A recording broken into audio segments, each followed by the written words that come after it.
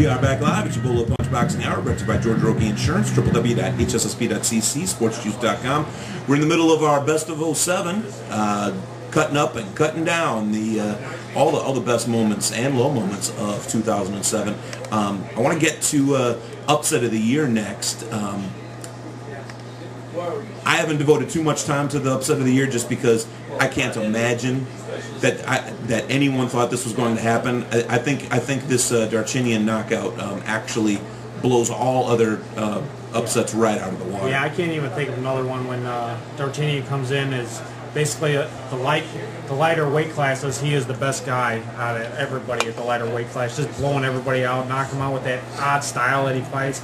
He has two belts coming with us, the IGF flyweight and the WBO flyweight, and comes in there fighting Donaire after he had fought his brother a couple fights earlier, and his brother saying, well, I think Nonito has a great chance of beating Darchinian because he's coming down in weight, and he's taking guys with bigger power at a slightly higher weight class.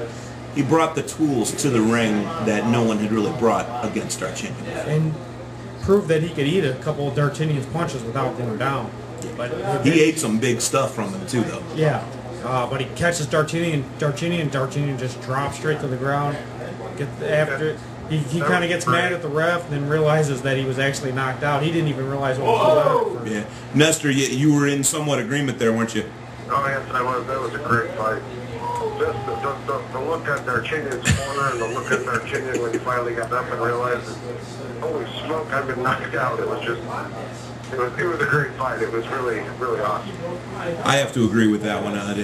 Donaire coming down in weight rather to knock out Darchinian, doing Darchinian's game against him. I think that's just marvelous stuff.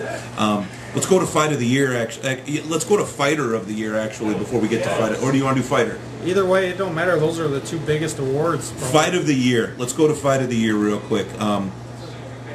I think a lot. We are not in agreement on this. No, I see a lot of people all over the net. Everyone, even Dan Rafael is picking Israel Vasquez against Rafael Marquez, their second fight. Yeah, both their fights were great. They were. But that is Pete's pick. Pete picked that one as well. I rewatched it on YouTube this afternoon when I was actually compiling my list, putting the finishing touches on my list. The list itself has been around for a little while, but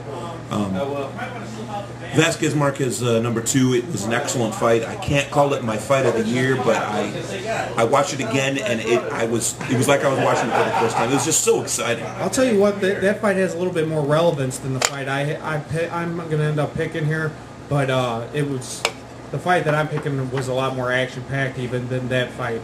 That fight obviously was action-packed. It was a bit of an upset as well because everybody thought Marquez was going to end up winning that fight because he won the first one, and Vasquez comes in and wins it. That was actually my biggest payoff for the year too because I picked the round and everything in that fight, so I got some big money in that. So what fight are you talking about? The fight that I'm picking is Casillas against Amistad. Amistad. I can't even say his name. But well, we're not going to say snot in his name. Well, I'll save you from that one. Go ahead. Casillas comes down to the ring in that Spartan helmet. That was badass. I'll give you that. And it was a beautiful fight throughout the whole thing. Great action back and forth. Casillas gets cut under both his eyes. Actually, I think above one eye and under the other eye. His face is just covered in blood, but he's nonstop, just pushing forward throughout the whole fight. And if you put these two guys next to each other at the end of the fight, you would have thought that Amistad won that fight. But Casillas won it clearly by a couple points. But afterwards, they find out that this is actually Cesar Amistad's last fight because he had a brain aneurysm bleeding in the brain and will not be able to fight again. But that fight, he left it all in the ring that night. If you did not see this, it was on the undercard of a pay-per-view event, and when they replay these on HBO, they do not show the undercards. So you had to order the what was it, Winky Wright and Bernard Hopkins fight to see this fight. I actually, when I ordered it, I burned a CD or DVD right away off of it, so I would have it for the rest of my life because I knew that was going to end up being my pick of the year as soon as I watched it. Nestor, who's your fight of the year? My fight of the year, I would say the last Kessler fight. Kessler against Calzaghe? Yeah. Okay. Defend it. I thought that was a hell of a fight. I really did. As far as exciting goes, I like Abel's first pick, or excuse me, Abel's Casillas fight. Yeah. I thought that was a great fight too. But I like the Kessler Calzaghe fight. So that's your fight of the year. My fight of the year happens to be Kelly the Ghost Pavlik stepping up. First of all, going and messing up the Panther. Yeah, that was The Panther at the Edison Miranda, and then going on to Jermaine Bad Intentions Taylor, and that fight summed up every. You know what? It kind of surprised me though, because watching Taylor in his previous fights didn't blow me away. He was staying ranked up there, even all the way back to when he fought Hopkins. He didn't really impress me that much. That is why I loved that fight, because he was laying back. You knew he had the talent. You knew he did. He messed up Bernard Hopkins at least once. At least once. He had the talent. Jermaine Taylor came to the ring with that talent. He was going to lay back and pull out the junior middleweights, and we've been ripping on him for 6 months now that he was the world's greatest for junior. fight guys that were 3 pounds less. World's greatest junior middleweight champion. Okay, yeah, 3, 5, 6 pounds less than him, and we're ripping on him, ripping him a new one. It was funny. Okay, we can't fight any of these guys, so we don't need to be ripping on any of these people. But tell me he did not show up for this fight against Kelly Pavlik. If any of you can tell me, you become host of the show. No, because I told you before. I mean, I was really impressed by the guy in that fight. When he came out to fight, he hadn't shown us anything in any of the other fights. He never needed to, Nestor. Well, I understand. Yeah. What I'm saying is, I mean, if you're going to come out, if you're going to do something, you may as well do it 100% the whole time you're doing it. You don't want to, slack off, do you? No.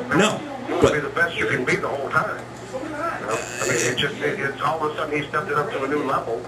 Because he needed to. To Pavlik. It was just, like I said, I earned a new respect for him when he showed me he could fight. The only other fight that I would have probably put on this list that none of us named was the contender final between Codrington and Bika. That was a hell of a fight. Yeah. Well, that was a good fight, but that's the problem that I have with the contender thing is I just don't consider it.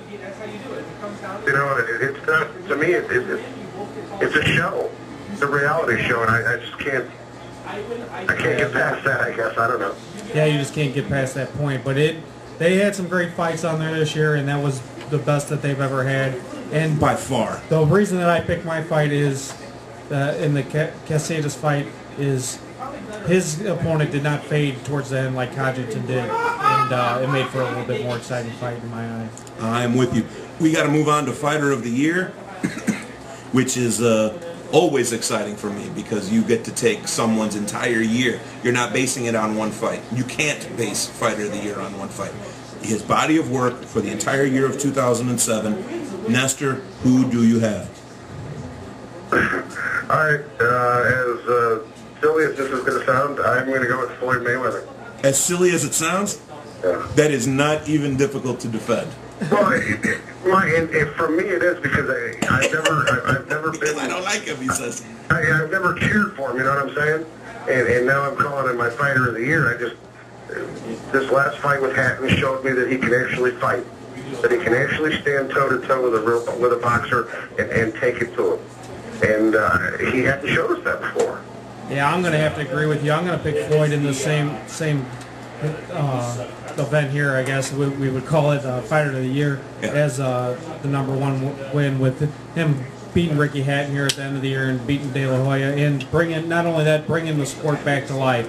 The other one that I want to mention in my runner-up is Miguel Cotto because he had a great year beating Zab Judah, Shane Mosley, and Urquell earlier in the year. Plus, he also fought in December right before the year started, so he had some great fights all throughout the whole year. Stuck at one weight class as well. That's one thing to bring up about Mayweather is he did jump up to junior middle and then come back down to win his title. True, which to hold on to his titles, not win them back. Which could, on some lists, you would think maybe someone would say, he went back down to a safer level to fight Ricky Hatton. Ricky Hatton was undefeated though. But yeah, he went down at a catchweight to fight Ricky Hatton because Ricky Hatton came up as well. The people that pick Cotto as higher than Mayweather, and I haven't seen too much of that on the net, to be very honest with you. But if you were picking Cotto over Mayweather, it would be because he picked a weight class and stuck the hell with it. Yeah. Pete's pick is actually Cotto. So. Pete's pick is Cotto. I've got Cotto as number 4. I'm super impressed. I had a hard time deciding, do I want Cotto or Pavlik as my 3 or number 4. I'm super impressed with both of them. I have Pavlik on my list as well, but I knew you were going to talk about him, so I didn't even mention him. Kelly Pavlik did so much this year. I mean, Jose Luis Zertuche in January. Then he goes on and just smacks around Edison Miranda. I loved that fight against Edison Miranda. Yeah, because that's when you were... Those two guys were the guys. Serious now. You knew those two guys were like, they have so much power. And someone's going. And Miranda had just beat Alan Green before that, which Miranda is not far off this list if he wouldn't have lost. Yeah. And just the middleweight division altogether built up to a great fight there where Kelly Pavlik finally ends up beating... and then he beats Jermaine Taylor. And I loved him at number 3 for my fighter of the year. So Cotto is 4, Pavlik is 3. Number 2... One that I'm not seeing, and it's weird that I'm not seeing him on any of these lists, even top 3 or 4, even 5 for Fighter of the Year, is Juan the Baby Bull Diaz, guys. He made Popo Freitas quit. Now, yes, Freitas had quit before, but not like this. Not like this. This was a disgrace. Juan Diaz hurt him so badly, made him not just quit the fight, made him retire from the sport. Yeah. We're not going to see Popo Freitas fight again.